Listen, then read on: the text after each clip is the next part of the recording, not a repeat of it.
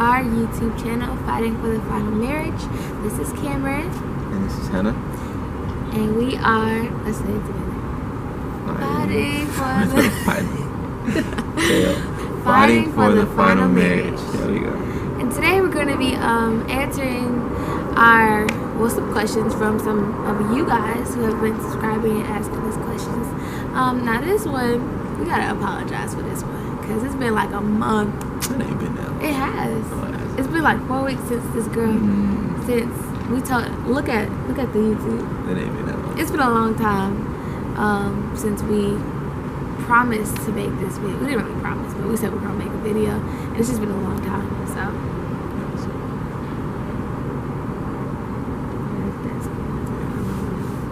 But it's been a long time, and we're sorry. These questions come from our subscriber. Her name is Anna Van Dunk. I don't know her last name. Her name is Anna Van Dunk, and she asked us a couple questions, so we're going to answer some questions. Okay, so the first question is, where do we live? We live in Georgia.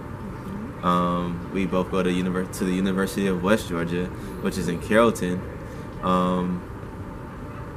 I don't like it out here. It's really country. I don't like it. I like it out here. It's too country. I love West Georgia, like slick promo. Good, best go west. Yeah. I did not choose to come here. Yeah. I don't know how I ended up here, but I love the school. I don't love where we are located. Like, the people out here are really nice.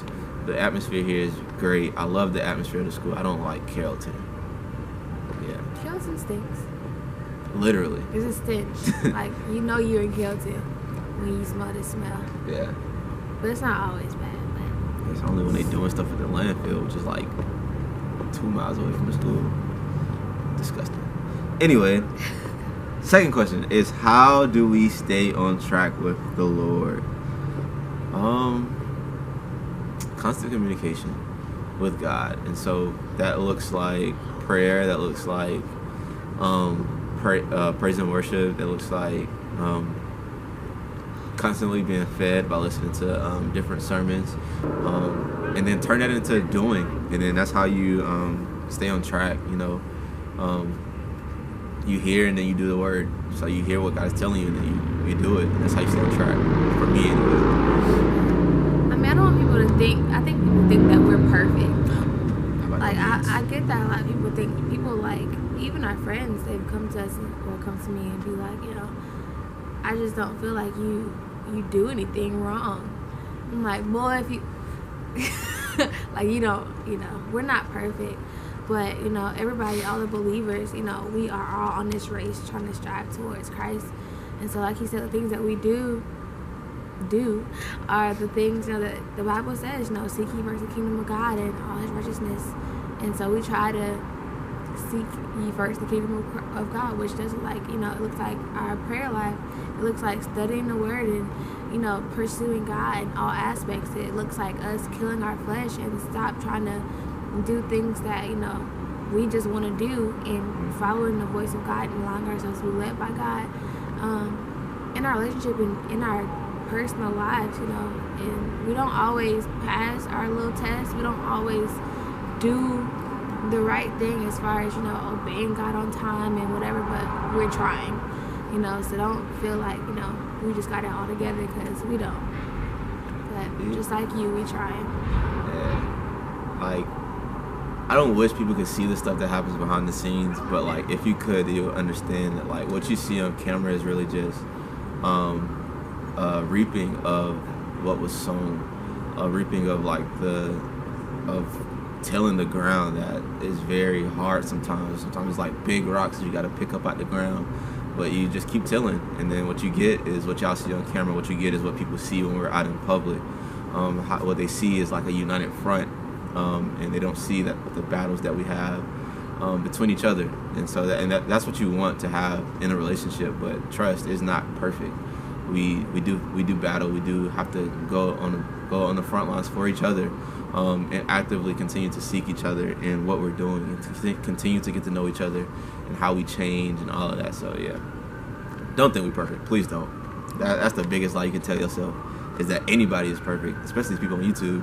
We're not perfect at all. It may look like it, but that's just a reaping of what was sown behind the scenes of really getting to know each other. So the next question is, do you have leadership around you? Yeah, you go ahead.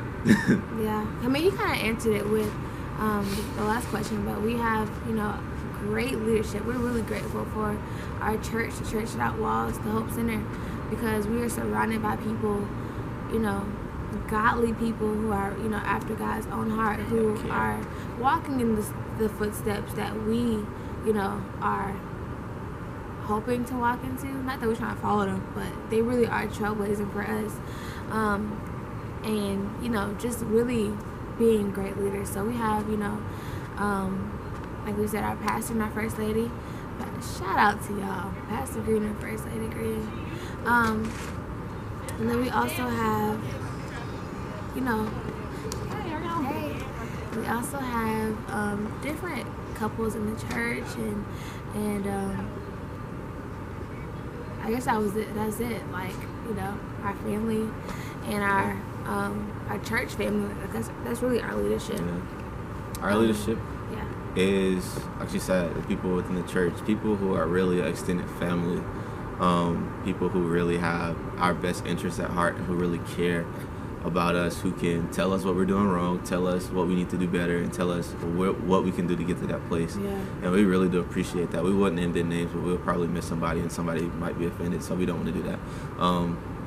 But yeah, and plus other people just probably just don't want to be on YouTube. So, we're just and even our really parents, grateful. Like, the way that we were raised, and the way that, they're there for us, and we do contact them about stuff like, relationship stuff. They're consider our leadership as well, still, too. So, shout out to our parents. What's the next one? Are we careful who we hang around? I would say that God kind of strategically placed us in a way where He's careful about who we hang around, but I don't think that we even hang around that many people anyway. So I guess we are careful, not on purpose. We just I don't know, we just placed here. I don't hang out. I never did hang out with a lot of people. I might have had like one or two groups of friends who I would hang out with. But as far as like just being around a lot of people, that was never me. And so even like with this, again, she said that we were strategically placed around people who God wanted us to be around, strategically given a group of friends who are there, who are kind of on the same path as we are, who can help us if we go to them with questions, who we both feed into, who feed back into us. It's a very mutual relationship. It's a very the relationship is not parasitic at all. So neither party is like being drained by the other. But also the Bible even says that bad company ruins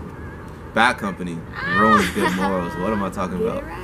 Bad company ruins good morals. So God is very strategic about who He places in our lives, and I really don't have time to be selective about who's in my life. I'm too busy trying to get my own life together.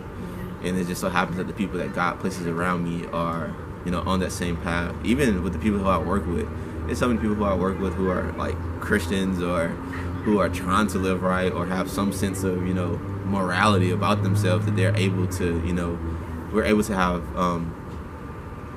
edifying conversations. And so, are we careful? I mean, yeah, but it's not like our doing. We're not like selective, like, oh, I'm not gonna hang with them, I'm gonna hang with them. Nah, it's just, I mean, but it kind of, I guess, like, that process of selecting who we hang out with kind of happened early on in our relationship with Christ. Like, we didn't just pick who we hang out with after we got together, but it's more so like in pursuing Christ, He cut people away. So in that sense, it is selective, because you don't want people who, one, not even following Christ, or people who don't even believe in what you're doing, or stuff like that. That cutting process happened a long time ago, but we are selective in a way. But I never had no friends anyway, so I just never fit into groups. I had like one good friend every stage of my. I'm not lying. I had one good friend every stage of my life, and I never fit into a group. if you from my past and you watching this and you know you're not one of them one friends that I had, you can testify. I wasn't in your clique. I was lame.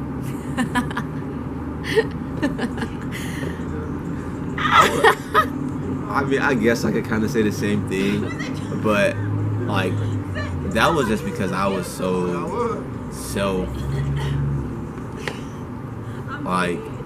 self-motivated and driven that like I have friends, I have people who I could hang out with, and like every now and then they would ask me to go do something with them, and I just never go because it's just like whatever. And so I was like selective in a way that I just did my own thing, kind of. And I've always been that type of person. But that's all the questions that she had. She only had 4 questions, so we answered all 4 of them. Yeah, all 4. Yeah. And so be on the lookout for the rest of our subby videos, our subscriber Q&As, everything. Be on the lookout because we doing it. We're getting it done.